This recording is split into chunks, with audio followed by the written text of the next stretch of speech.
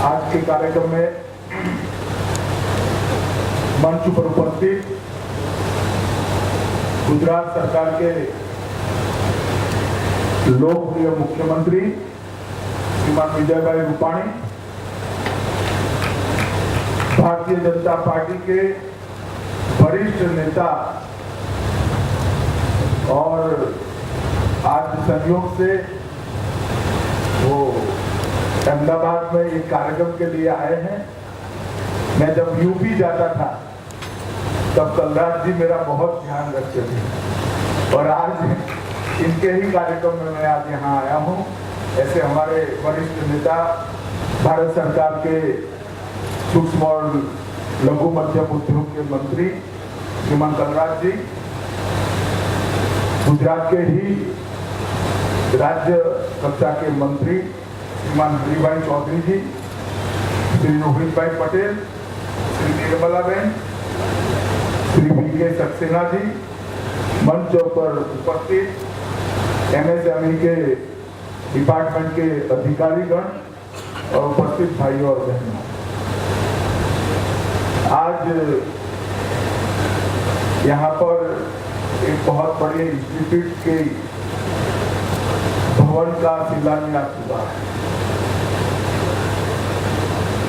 मित्रों, मैं कोई बहुत लंबी बात करना नहीं चाहता। कलराज जी ने छोटे उद्योग, मध्यम उद्योग की सारी बात बताने का प्रयास किया है, मगर मैं देश में जो भारतीय जनता पार्टी की सरकार चल रही है और हमारे नेता नरेंद्र भाई के नेतृत्व में जो सरकार चल रही है, वो पूरे उद्योग जगत को और उद्योग की जरूरियातों को किस तरह से एक होलिस्टिक व्यू से देखकर रणनीति बनाकर रोजगारी और GDP दोनों का ध्यान रखते हुए आगे बढ़ रही है, इसके बारे में थोड़ी बात करना जरूर चाहूंगा।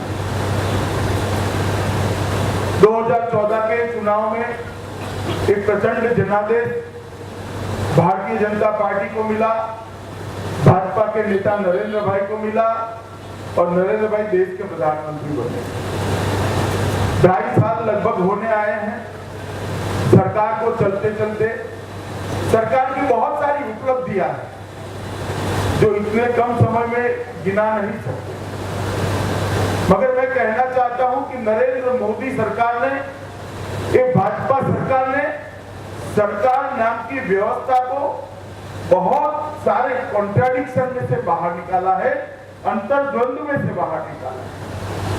आजादी के बाद कई सारी सरकारें बनी, हमेशा सवाल उठता रहा कि सरकार उद्योग के लिए काम कर रही है या कृषि के लिए काम कर रही है। नरेंद्र मोदी सरकार ने सरकार को उद्योग और कृषि दोनों के लिए किस तरह से काम कर सकती है, एक एग्जाम्पल एस्टैब्लिश करने का काम किया है। सरकारों के लिए यह भी द्वंद रहा कि सरकार रिफॉर्म की दिशा में जा रही है या कल्याण, राज्य समाज का कल्याण हो, ऐसी कल्याणकारी योजनाओं को लेकर आगे बढ़ रही है। मोदी जी की सरकार ने यह भी कर दिखाया है 2.5 साल में कि रिफॉर्म और कल्याणकारी योजनाएं दोनों के बीच में कोई अंतर विरोध नहीं। हमेशा एक विवाद रहा, सरकार कौन चलाएंगे, बाबू चलाएंगे या जनप्रतिनिधि चलाएंगे। नरेंद्र भाई ने ये भी अंतर विरोध दूर कर दिया। नीति बनाने का काम जनप्रतिनिधियों का है, चुने हुए प्रतिनिधियों का है, बाबू का काम इसका अमल करने का है। ये भी नरेंद्र मोदी सरकार ने स्पष्ट कर दिया। गांव और शहर के बीच में भी हमेशा द्वंद्व चलता रहा कि सरकार गांव का विकास करना चाहती है या शहरों के अंदर विकास करना चाहती है। नरेंद्र भाई ने गांव का भी विकास किया और शहरों के भी अंदर एक बहुत अच्छे इंफ्रास्ट्रक्चर देने की शुरुआत की है और आज ये द्वंद्व भी समाप्त है। इसी तरह से उद्योग के बारे में हमेशा से द्वंद्व बना रहा कि सरकार सूक्ष्म, लघु और मध्यम उद्योगों की पैरकार है या बड़ी इंडस्ट्री को लाना चाहती है। नरेंद्र मोदी सरकार ने इस द्वंद्व को भी समाप्त कर दिया है। मेक इन इंडिया की पॉलिसी के तहत दुनिया भर से बहुत सारे लोग आज भारत के अंदर अपना उद्योग लगाने की शुरुआत की है। टेक्नोलॉजी भी आ रही है, इन्वेस्टमेंट भी आ रहा है और उनको सुविधा भी मिल रही है। ईज ऑफ डूइंग बिजनेस के मामले में भारत सरकार आजादी के बाद सबसे ज्यादा छलांग अगर कभी लगाई है तो 2015-16 के साल में लगाई है। इतनी अच्छी व्यवस्था इंडस्ट्री को दी। और जब मेक इन इंडिया के तहत कोई एक बड़ा उद्योग आता है तो लोग उसको देखते हैं कि बड़ा उद्योग आया, रोजगारी का क्या फायदा हो जाएगा। इन्वेस्टमेंट तो आ गया, बहुत बड़ी जगह दे दी, उत्पादन हो जाएगा, मगर रोजगारी का क्या। 125 करोड़ के देश की लोगों की बहुत बड़ी जरूरियात है रोजगारी। जितनी जरूरियात इन्वेस्टमेंट लाने की है, जितनी जरूरत जीडीपी को बढ़ाने की है, उतनी ही जरूरियात रोजगारी को लाने की भी है। मगर नरेंद्र भाई की उद्योग नीति ने, भाजपा सरकार की उद्योग नीति ने तय कर दिया कि मेक इन इंडिया एक ऐसी योजना है जिसके तहत बड़े उद्योग आएंगे और एक बड़े उद्योग के साथ 100-150 एंसिलरी इंडस्ट्री छोटी शुरू होगी जो भरपूर मात्रा में रोजगारी देगी। गुजरात में एक मारुति आती है, एक हुंडई आती है, एक नैनो आती है, तो 300-400 इंडस्ट्री, एक इंडस्ट्री के साथ कोई हॉर्न बनाता है, कोई गियर बनाता है, कोई क्लच का वायर बनाता है, कोई कांच बनाता है, कोई मिरर बनाता है। बहुत सारी इंडस्ट्रियां इसके साथ लगती है और बड़ी इंडस्ट्री से जीडीपी भी बढ़ता है, इन्वेस्टमेंट भी बढ़ता है और एंसिलरी इंडस्ट्री से रोजगारी भी बढ़ती है। एक अद्भुत संयोजन नरेंद्र मोदी सरकार ने किया है और मैं मानता हूं जो इस देश की जरूरियात थी उस दिशा में इस देश की सरकार की उद्योग नीति जा रही है। हम विश्व के आर्थिक मानचित्र पर पीछे नहीं रहे। 125 करोड़ का ये देश, कभी सोने की चिड़िया कहलाने वाला देश, उद्योग के मामले में किसी भी मानक में पीछे नहीं रहे। हमें इन्वेस्टमेंट भी लाना पड़ेगा, टेक्नोलॉजी भी लानी पड़ेगी, बड़ी इंडस्ट्रियां भी डालनी पड़ेगी और विश्व का सर्वाधिक जीडीपी भी लेना पड़ेगा, जो हम सिद्ध कर चुके हैं। हमारा जीडीपी 2 ही साल में 7.6%, मतलब चीन से भी ज्यादा कर ये भारतीय जनता पार्टी की मोदी सरकार ने दिखाया।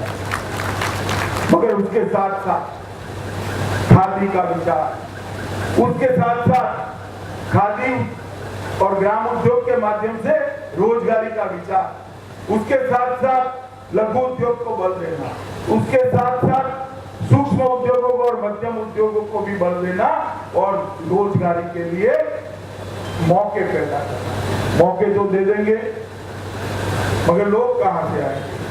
तो उसके लिए पहली बार आजादी के बाद भाजपा की नरेंद्र मोदी सरकार ने स्किल इंडिया नाम की एक योजना बनाई और देश भर में पहली बार भारत सरकार में स्किल डेवलपमेंट के लिए एक नया मंत्रालय खोला, जिसके माध्यम से लाखों युवा स्किल होकर मझले और लघु उद्योग के अंदर आज नौकरी पा रहे हैं।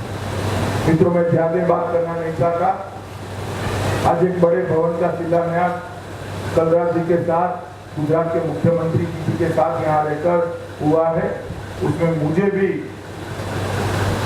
हिस्सा लेने का मौका मिला है, मगर भवनों से कुछ नहीं होता। जो अधिकारी यहाँ पर है, इन सबको मैं निवेदन करना चाहता हूँ, भवन तो सरकार बना देगी, भवन में भावना का निरूपण आप लोगों ने करना पड़ेगा। जब तक आप भावना नहीं डालेंगे ये भवन कोई काम का नहीं रह जाएगा। नरेंद्र मोदी सरकार ने, भाजपा सरकार में जो चहुमुखी विकास के लिए योजना बनाई है, खादी ग्राम उद्योग से लेकर बड़ी से बड़ी इंडस्ट्री के विकास के लिए जो योजना बनाई है, उसको आप सब लोग आगे बढ़ावा कीजिए और ये जो यहाँ इंस्टीट्यूट बनेगी वो गुजरात के सभी मध्यम और लघु उद्योगों को मार्गदर्शन और सहायता करने का काम करेगी, ऐसी मेरी श्रद्धा है। इस अवसर पर कलराज जी और उनकी टीम को मैं बहुत बहुत धन्यवाद भी देना चाहता हूँ, क्योंकि सहयोग से ये भूमि तय करने में और बाकी कामों के लिए मेरा कलराज जी से बहुत लंबा पत्र व्यवहार हुआ है और उन्होंने इसको आज अहमदाबाद में भूमि पूजन किया है। तो मैं पूरे गुजरात की ओर से उनका धन्यवाद करते हुए मेरी बात समाप्त करता हूँ। वंदे मातरम।